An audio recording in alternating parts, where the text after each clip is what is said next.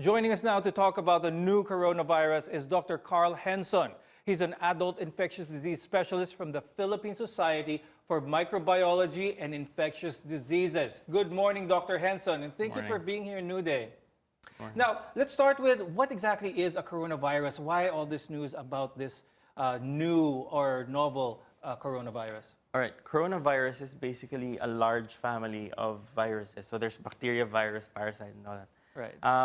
And there are a lot of viruses that can cause human diseases. We know flu, one of the more popular ones, measles, etc. So coronaviruses, they can cause a spectrum of diseases from the simple cold, common cold, to very severe infections like SARS, for example, or MERS, where they can cause more severe manifestations of disease. So SARS and MERS are in the same family Yes. as this new or novel virus that we see, which originated from China. Now, there were news that some people already died because of this in China, not here in the Philippines. There are no reported cases of mortality here in the Philippines. But those who died in China, are there cause for concern that it could affect us, or were there other conditions that brought about this? Right. So the novel coronavirus that they're calling 2019-nCoV has claimed the lives of four, according to the WHO. The New York Times is reporting 6.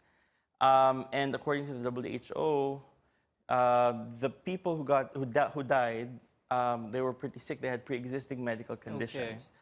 So they were more predisposed to more severe infections and worse outcomes. Okay. But in terms of whether the virus is deadly in itself, we Right. just don't know that at this time. So we don't know yet if it is truly something that will cause mortality in a larger scale. But should we Correct. be concerned about the speed in which this virus is spreading?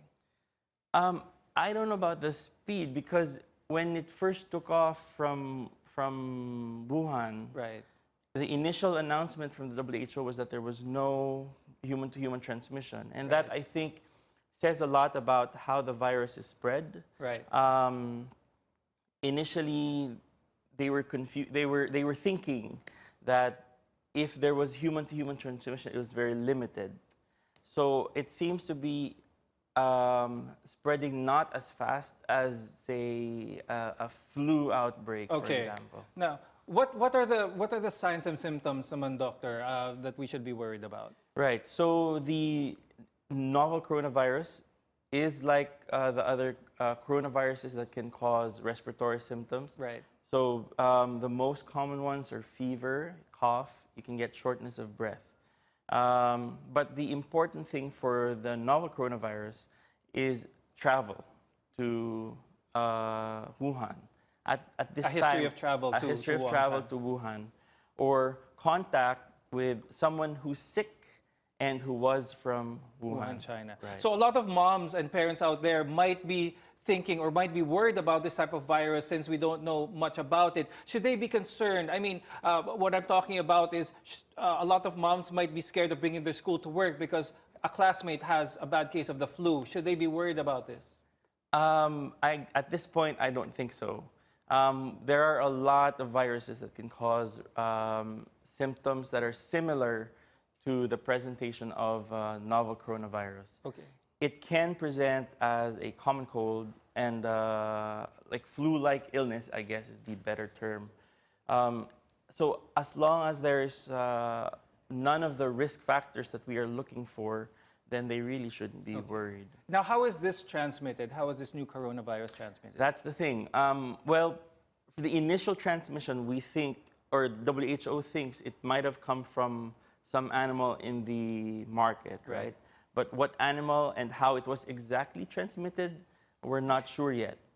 But in general, viruses that can cause respiratory infections are transmitted through droplet, meaning infected saliva or a cough that when you spew out saliva and then the person inhales it, or you touch the infected secretions of another person and then you touch your nose. Okay. That's the more efficient way to spread So viruses. it's basically similar to how a cold spreads. Right, It's or a flu, yes. Right. Now, there have been reports that a vaccine now, this quickly, is being engineered or being developed in the U.S. Is this something that is hopeful or something that we should be looking forward to? I think it's definitely hopeful, but a vaccine is a year into the future. The good thing about coronaviruses, I think, is it doesn't mutate as fast as influenza. Okay. And the reason why we need to get yearly flu vaccines is because it changes every year. For coronaviruses, their genetics are more stable. Right. So once they come up with a vaccine, it's probably going to work better than last year's flu vaccine. Now, another thing also, Dr. Carl, for those who feel like they have the flu, they have a virus, and thinking about treating themselves with antibiotics, is this the right thing to do? All right, no. In most cases, viral infections do not need antibiotics. The only reason for one to get an antibiotic is if your doctor determines that after a flu or after a viral respiratory infection, you develop a secondary bacterial infection. So antibiotics only really work for bacteria, and you need the doctor to tell you if you have a bacterial infection or not. Okay, and now last question, Doctor. Information about this is scarce, so we're developing it as it goes along, but what can the public do in order to keep safe? So what type of precautions can they do? I'd like to echo here what Dr. Duque yesterday emphasized in the press conference. Hand hygiene is very important. Like I said earlier, the virus can be passed on through secretions and through your hands. Right. So when you wash your hands very frequently, either with soap and water or with a rubbing alcohol, 70% alcohol, that's the most effective way to prevent transmission. Also, good cough etiquette. That means if you're coughing, you wear a mask or you cover with your sleeve. If you do use your hands, wash your hands immediately. And then there's, of course, some more advice about when you travel, maybe don't touch live poultry or any exotic animals, just maybe until we determine where the novel coronavirus is coming from. Okay, definitely good advice that everyone should listen to. Thank you very much, Dr. Carl Henson, adult infectious disease specialist.